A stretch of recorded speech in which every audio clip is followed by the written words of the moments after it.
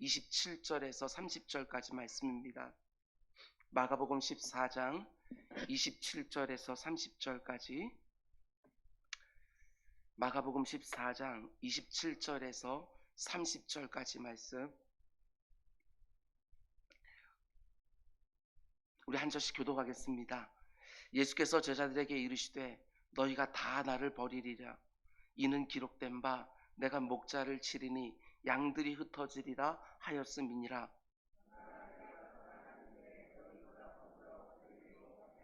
베드로가 여짜오되 다 버릴지라도 나는 그리하지 않겠나이다.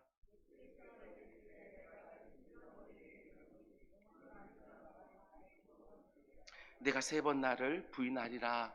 아멘, 아멘.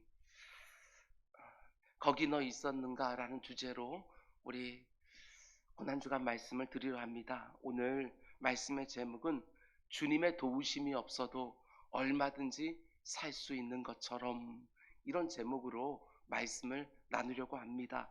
주님의 도우심이 없어도 얼마든지 살 수 있는 것처럼, 우리가 얼마든지 이렇게 생각할 수 있다는 것입니다.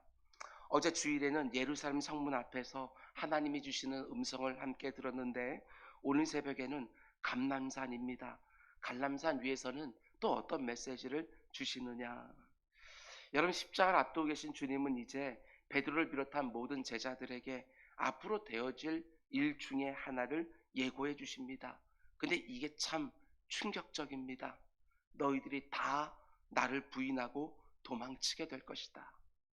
근데 단 한 사람의 예외도 없이 모든 제자들은 주님의 그 말씀에 수긍하지를 않습니다. 예수님, 절대로 그런 일은 일어나지 않을 것입니다. 우리가 주님과 함께 죽을지언정 절대로 주님을 부인하지도 도망치지도 않겠습니다. 주님이 죽으시는 그 자리까지 끝까지 따라가겠습니다. 오늘 주님이 여러분과 저에게 물으신다면 우리 역시도 이렇게 대답하지 않을까 생각합니다. 한마디로 이들은 호언장담을 한 것이지요. 물론 자신의 의지를 분명하게 밝히는 것 자체가 나쁜 것은 아니지만 이 제자들이 결국에는 어떻게 됩니까? 자신들이 내뱉은 그 호언장담과는 전혀 다른 모습을 보이게 되어집니다. 예수님 예고하신 대로 그들 모두 주님을 부인하고 다 도망가 버리지요. 오늘 본문은 십자가 죽음을 앞두고 계셨던 예수님이 자신의 제자들과 마지막 만찬을 나누시고 그 제자들과 함께 감람산에 올라가셨을 때 있었던 일입니다. 그 자리에서 주님은 이렇게 말씀하시지요. 예수께서 제자들에게 이르시되 너희가 다 나를 버리리라. 근데 왜 그 제자들이 자신들이 모든 것을 다 버리고 3년 동안이나 따라다니던 주님을 결국에는 버리게 되느냐? 다른 이유가 어디 있겠습니까? 주님을 버려야 내가 산다, 이렇게 생각했기 때문이 아닙니까? 주님을 버려야 내가 산다. 우리가 앞으로 보겠지만 예수님이 그 불의한 빌라도 법정에서 십자가 처형 선고를 받게 되는데 그 죄명은 정치범입니다. 정치범으로 사형에 처해지는 주님의 제자들 역시 무사할 수가 없는 것이지요. 함께 밀란을 공모했다는 죄목으로 얼마든지 주님처럼 십자가형을 받을 수 있는 것입니다. 그게 두려워서 주님을 부인하고 버리고 다 도망쳐 버리는 것이지요. 그러나 이런 점도 생각해 볼 수 있습니다. 예수님이 너희들이 다 버리리라 이렇게 말씀하셨는데 여기서 주님이 사용하신 버리다 라는 헬라어 단어가 참 특별한 의미입니다. 장애물에 걸려 넘어지면서 뭔가를 바닥에 다 쏟아버릴 때 사용하는 단어입니다. 어떤 걸림돌에 걸려 넘어지면서 뭔가를 바닥에 다 쏟아버릴 때 사용하는 단어를 주님이 사용하신 것이지요. 그러니까 이 제자들이 단지 두려워서 스스로 주님을 버렸다는 의미보다는 어떤 장애물에 걸려 넘어져서 어쩔 수 없이 다 쏟아버렸다, 주님을 버릴 수밖에 없었다, 이런 의미라는 것입니다. 여러분, 그러면 그 제자들이 걸려 넘어졌던 장애물은 무엇이었느냐? 이게 중요한 것이지요. 여러분, 제자들이 기대했던 예수님의 모습은 내 인생의 디딤돌이었습니다. 디딤돌. 그들이 생각했던 예수 그리스도는 내 인생의 성공을 도와주시는 분이고 건강을 주셔야 되는 분이고 내가 원하는 것을 어떻게든 이루어 주셔야 되는 분인 것이지요. 내 인생의 디딤돌 예수로 인하여 내 인생이 업데이트 되어지는, 내가 갈 수 없었던 곳에 가게 되어지는, 그게 바로 지난 3년 동안 따르던 주님께 가지고 있었던 그들의 기대였다는 것입니다. 근데 어느 순간에 보니까 내 인생의 디딤돌이 될 거라고 생각했던 예수님이 내 인생의 걸림돌로 딱 서 있는 것이지요. 예수님을 끝까지 따르려고 하니까 내 생명이 위험해 보입니다. 예수님을 끝까지 따르면 내 사랑하는 가족들도 위험해질 것 같고 내가 지금까지 중요하다고 생각했던 모든 것들을 다 잃어버릴 것처럼 생각이 되어지는 것입니다. 여러분과 제 안에도 이런 모습이 은밀하게 숨겨져 있을지도 모르겠습니다. 예수님이 내 삶의 디딤돌이 될 줄 알았는데 마치 걸림돌처럼 여겨지는 순간 여러분과 저도 장담할 수가 없습니다. 주님이 예고하신 것처럼 너희가 다 나를 버리리라 말씀하실 때 그 다 안에 나도 얼마든지 들어가 있을 수 있는 것입니다. 지금까지 목회하면서 정말 몇 번 봤습니다. 예수님을 따르다가 어떤 어려움을 당할 때, 어떤 실망과 낙심이 있을 때, 어떤 상처와 아픔이 있을 때, 그때까지 디딤돌로 생각했던 예수를 마치 걸림돌처럼 생각하면서 내가 예수를 안 믿었으면 이런 일도 안 당했을 텐데 하면서 주님을 버리고 조용히 떠난 분들 몇 번 봤습니다. 그런가 하면 이런 경우도 얼마든지 있을 수 있습니다. 예수님이 내 인생의 디딤돌이 되어서 내 삶을 계속해서 도와주셔야 되는데 오히려 주님이 내 돈도 뺏어가는 것 같고 내 건강도 내 시간도 뺏어가는 것처럼 느껴질 때 예수님이 나를 도와주는 것이 아니라 마치 내가 예수님의 사역을 도와드리는 것처럼 느껴질 때, 한마디로 주님을 따라가는 삶이 내게 힘이 되는 것이 아니라 내게 짐처럼 느껴질 때 우리도 얼마든지 이 제자들처럼 주님을 부인하고 버리고 떠날 수 있다는 것입니다. 그런 면에서 볼 때 왜 그 제자들이 예수님을 부인하고 버리고 떠났느냐? 한마디로 자기들이 원했던 주님의 모습이 아니었던 것이지요. 자기 몸 하나 지켜내지 못하는 그 예수님을 끝까지 따라가서 뭘 하겠냐는 것입니다. 예수님처럼 십자가에서 처형당하는 것이 자기들의 마지막 운명이 아닐까 그들은 두려워하고 있는 것입니다. 여러분, 그런데 예수님이 정말 그들의 걸림돌이었습니까? 아니, 절대 그렇지 않습니다. 예수님은 그 어떤 순간에도 자신을 따르는 자들에게 너무나 든든한 디딤돌이 되시는 것이지요. 그들의 인생을 정말 가치롭고 의미 있게 순간의 기쁨이 아니라 영원한 기쁨으로 뛰어오를 수 있게 하는 내 인생 그 무엇과도 비교할 수 없는 디딤돌이셨던 것입니다. 근데 문제는 이게 중요해요. 제자들이 가지고 있었던 예수님에 대한 잘못된 인식, 이게 바로 걸림돌이었다는 것입니다. 잘못된 목적을 가지고 따라가다 보니까 어느 순간에 예수님이 걸림돌처럼 보였던 것입니다. 그런 면에서 잘 들으셔야 됩니다. 진짜 걸림돌은 예수 그리스도가 아니라 바로 나입니다. 예수님 때문에 넘어졌다고 우리가 말을 하지만 그렇지 않습니다. 나 때문에 넘어졌습니다. 주님께서 그거 버리라고, 그거 잘못된 거니까 고치라고 아무리 말씀하셔도 끝까지 붙들고 버티다가 그것 때문에 걸려 넘어놓고 예수님 때문에 마치 넘어진 것처럼 내가 신앙생활 교회생활 안 했으면 이런 일 없을 텐데 이렇게 말할 때가 얼마나 많은지. 여러분, 우리 주님은 단 한 번도 고난 없는 승리에 대해서 말씀하신 적이 없었습니다. 하나님의 말씀대로 이 땅을 살아가는 성도들은 죄가 가득한 이 땅에서는 당연히 고난을 받을 거라고, 주님을 따르는 제자들에게는 반드시 자기 부인의 과정과 자기 십자가를 져야 되는 그런 순간들이 있다고 거듭거듭 말씀해 주셨습니다. 아니, 말씀만 그렇게 하신 것이 아니라 자기 삶으로 직접 자기를 따라오는 자들에게 보여주셨습니다. 이제 몇 시간 후면 십자가에 달려 죽게 되지만 그게 끝이 아니라는 거, 3일 만에 부활하셨습니다. 십자가 고난 뒤에 너무나 찬란한 부활의 영광이 있다는 것을 친히 보여주신 것이지요.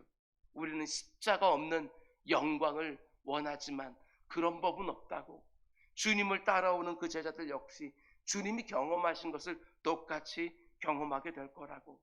우리 주님은 분명히 이 땅에서 예수를 따라가는 길이 어떤 길인지 말씀해 주셨습니다. 우리들이 기대하는 것처럼 편하고 좋은 넓은 길이 아니라 좁고 협착한 길이라고 분명히 말씀해 주셨습니다. 그것도 거듭거듭 말씀해 주셨습니다.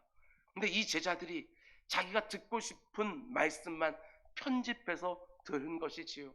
우리와 진배 없습니다. 자기를 불편하게 만들고 부담스럽게 하는 말씀들은 다 생략해버리고 자기가 원하는 예수 이미지만 딱 붙들고 여기까지 온 것이지요. 그러다가 자기들이 전혀 예상하지 못한 위험이 현실로 다가오니까 결국에는 그 주님을 다 버리고 도망가 버린 것입니다. 여러분과 저에게도 예수님이 마치 내 인생의 걸림돌처럼 느껴지는 순간들이 분명히 있을 것입니다. 아니, 걸림돌은 아닐지라도 결코 내 인생의 디딤돌처럼 느껴지지 않을 때가 분명히 있을 것입니다. 그러나 아무리 내 인생에 그 어떤 도움도 그 어떤 쓸모도 없을 것 같은 삶의 경험들을 지나갈 때에도 그 안에 하나님의 선하신 뜻이 담겨져 있는 줄 믿고, 이것도 합력하여 선을 이루시는 하나님의 과정인 줄 믿고, 과정 속에는 어려움이 있다 할지라도 그 결국에는 정말 내가 기대하는 것들보다 몇 값절 놀라운 것들이 분명히 있는 줄 믿고, 그 길을 제가 늘 말씀드리는 것처럼 여러분 묵직하게 가는 것입니다. 이런 일 저런 일이 있을 때마다 이리 위청 저리 위청, 조그만 돌멩이에도 와장창 넘어지는 것이 아니라 정말 묵직하게, 정말 묵묵히 그 길을 가는 것입니다. 힘들고 어려울 때는 기도 의자에서 부르짖고, 내 마음 가운데 슬픔이 나를 짓누를 때는 찬송하면서 먼저 감사하면서 이게 끝까지 가는 것입니다. 그러면 이 세상이 주지 못하는 진짜 좋은 것들이 내 인생에 하나씩 하나씩 쌓여가는 것을 분명히 보게 될 것입니다. 그리스도를 온전히 따라가고 끝까지 따라가는 성도들은 다 이것을 경험했습니다. 다시 한번 말씀드립니다. 예수 그리스도는 결코 내 인생의 걸림돌이 아닙니다. 내 안에 아직도 남아있는 이 악한 본성이 바로 걸림돌이지요. 변하고 버리고 떠나야 하는 것들을 계속해서 붙들고 지키려고 하는 이 악한 본성 때문에 하나님이 내게 주신 그 귀한 은혜와 선물들을 계속해서 땅바닥에 다 쏟아버리는 거예요. 예수님께 걸려서 쏟아버리는 것들이 아니라 내 안에 있는 악한 본성에 걸려서 이렇게 지금까지 은혜 받았던 것들을 다 땅바닥에 쏟아버리는 것이지요. 그런 면에서 내 인생의 고난처럼 보이는 모든 경험들 역시 내 안에 있는 그 걸림돌 제거해 주기 위해서, 그거 버리라고 하나님께서 내 인생에 그런 경험들을 하게 하시는 것이라고 보면 틀림이 없습니다. 오늘 본문에 등장하는 베드로 역시 후일 이렇게 말합니다. 고난과 위험 앞에서 예수님을 버리고 3번이나 부인했던 그 베드로가 후일 네로 황제에 의해서 극심한 박해를 받던 초대교회 성도들을 향해서 이렇게 권면하는 것을 보게 되어집니다. 베드로는 배운 것이지요. 베드로전서 4장 말씀 보면 이렇게 권면합니다. 사랑하는 자들아, 너희를 연단하려고 오는 불시험을 이상한 일 당한 것 같이 이상히 여기지 말고. 잘 보십시오. 그냥 불시험이 아닙니다. 나를 연단하려고 오는 불시험인 거예요. 연단해서 내게 여전히 남아있는 그 못된 것, 그 불순물 다 녹여주기 위해서, 그리고 더 순전하고 더 견고하게 만들어주는 불시험입니다. 그 불시험이 올 때 얼마나 많은 초대교회 성도들이 이 제자들처럼 주님을 버리고 또 떠났겠습니까? 주님을 내 인생의 디딤돌로 생각했는데 걸림돌처럼 생각이 되어진 것이지요. 그래서 베드로 사도는 이런 말을 하는 것입니다. 이상히 여기지 마라. 이 땅에서 주님을 신실하게 따라가고 주의 말씀대로 사는 성도들에게는 이런 일들이 분명히 있으니까 절대로 이상히 여기지 말라는 것입니다. 여러분 역시도 이상히 여기지 마십시오. 지금 내가 경험하고 있는 거, 왜 이런 일이, 어찌하여 내가 이상히 여기지 마시기 바랍니다. 이 땅을 성도가 살아가는데 견고하게 주님 말씀 붙들고 살아가는 길에 어떻게 고난이 없겠습니까? 이상히 여기지 마라. 신약 성경 어디를 펼쳐보십시오. 그 가운데 고난이란 주제가 없는 장이 있는가? 모든 장마다 고난이라는 주제가 담겨 있습니다. 베드로 사도는 곧바로 이어서 이렇게 권면합니다. 오히려 너희가 그리스도의 고난에 참여하는 것으로 즐거워해라. 이는 그의 영광을 나타내실 때 너희로 즐거워하고 기뻐하게 하려 함이라. 이 고난을 이상하게 여기는 그 정도가 아니라 이 고난 때문에 결국에는 너희들이 진짜 즐거움, 참된 기쁨을 얻게 될 것이다. 여러분 믿으십니까? 이 믿음이 분명하지 않으면 예수 그리스도가 내 인생의 걸림돌처럼 느껴질 때가 분명히 있을 것입니다. 내 안에 있는 진짜 걸림돌을 보지 못하면 예수를 걸림돌로 여기는 못된 것들이 우리 안에 있다는 것입니다. 이번 고난 주간에 나를 계속해서 넘어지게 하는 걸림돌, 바로 그 부분 뽑아내는 은혜가 있기를 원합니다. 더 이상 받은 은혜 땅바닥에 계속해서 딱 그 지점만 오면 쏟아버리지 마시고, 그것이 무엇이었던 간에 십자가에 달리신 주님이 내 안에 여전히 남아있는 걸림돌을 지목해 주시면 그거 붙들고 기도 의자에서 씨름하면서 그거 뽑아내기로 작정하고 내게 힘과 의지를 달라고 기도하는 우리 모두가 될 수 있기를 주님의 이름으로 축원드립니다.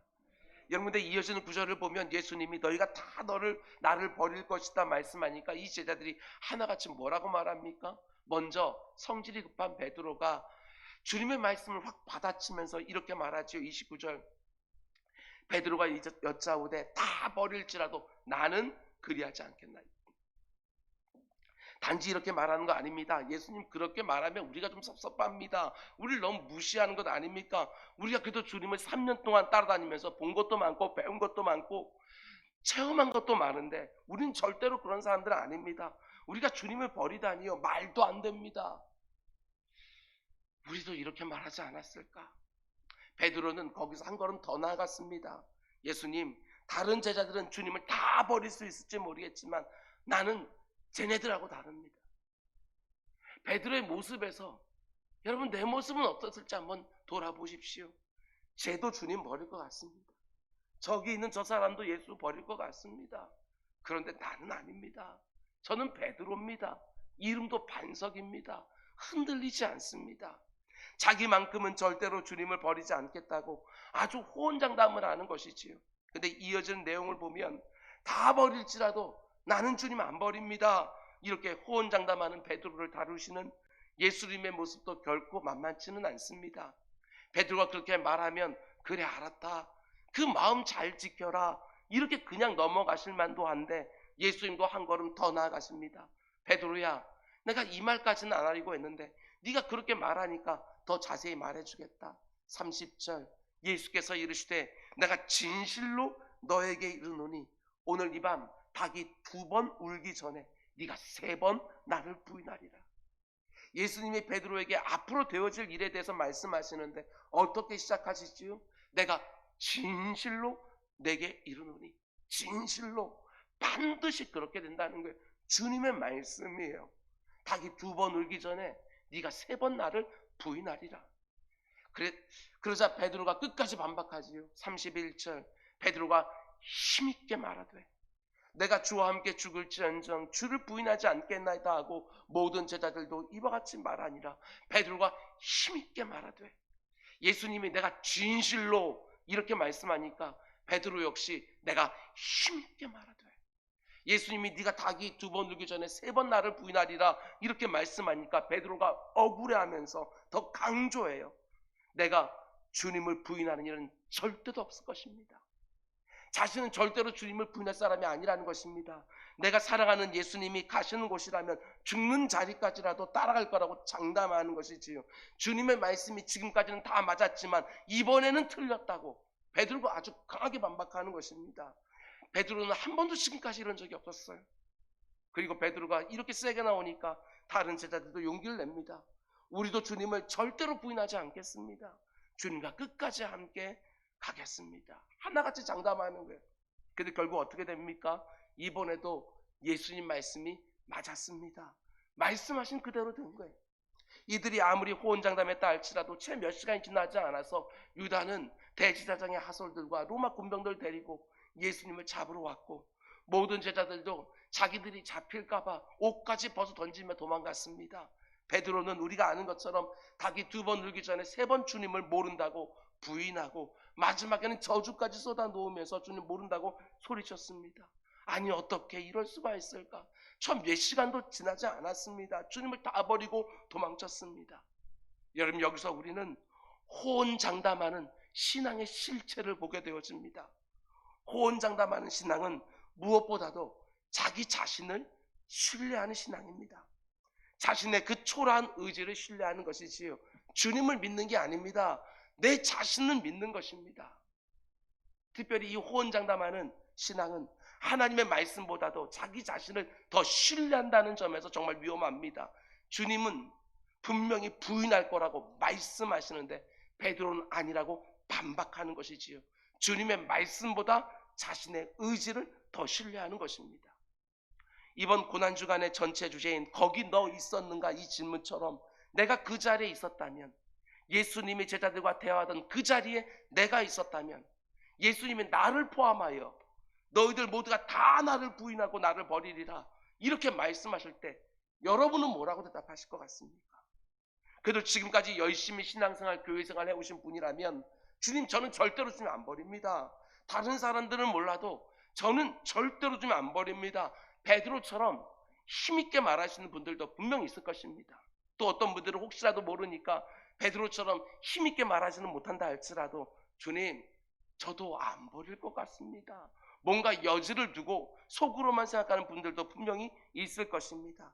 그러나 힘있게 말하든지 마음속으로만 생각하든지 만일 내가 하나님의 말씀보다 내 생각이나 내 의지를 더 신뢰하고 있다고 한다면 그게 바로 호언장담하는 신앙이지요.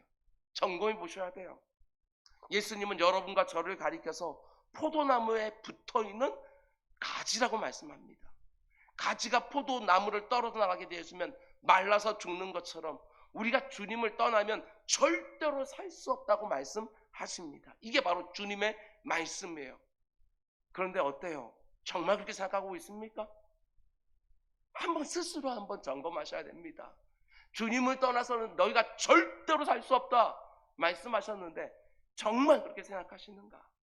예수님의 도우심이 없으면, 하나님의 은혜가 없으면 내가 정말 살 수 없다고 생각하고 있습니까?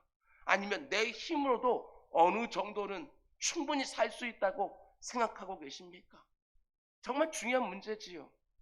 예수님은 우리가 하나님을 떠나서는 온전히 살 수 없고 열매도 맺지 못한다고 분명히 말씀하시는데, 내 자신을 가만히 보게 되었으면 하나님의 도우심과 은혜가 없어도 얼마든지 살 수 있는 것처럼 생각하는 것, 그렇게 보일 때가 있다는 것입니다.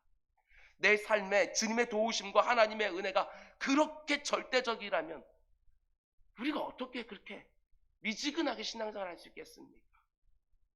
하나님의 도우심의 은혜가 그렇게 내 삶에 절박하다면 어떻게 날마다 주님 앞에 나아가 부르짖지 않을 수 있겠습니까?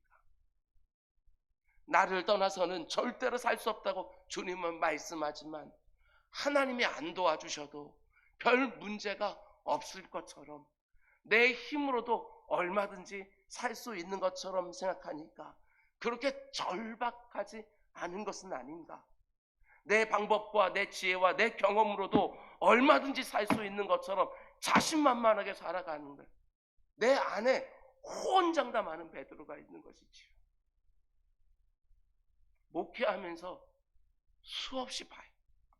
호언장담하는 베드로들 말입니다. 그리고 제 안에 있는 혼장담하는 베드로도 봅니다.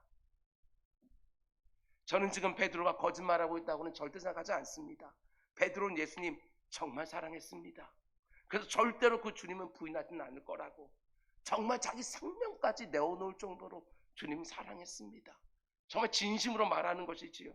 주님 모든 사람 다 버려도 저는 주님 안 버립니다. 근데 문제는 뭐지요? 베드로가 자기 자신을 너무나 모르는 겁니다. 이게 진짜 심각한 문제지요.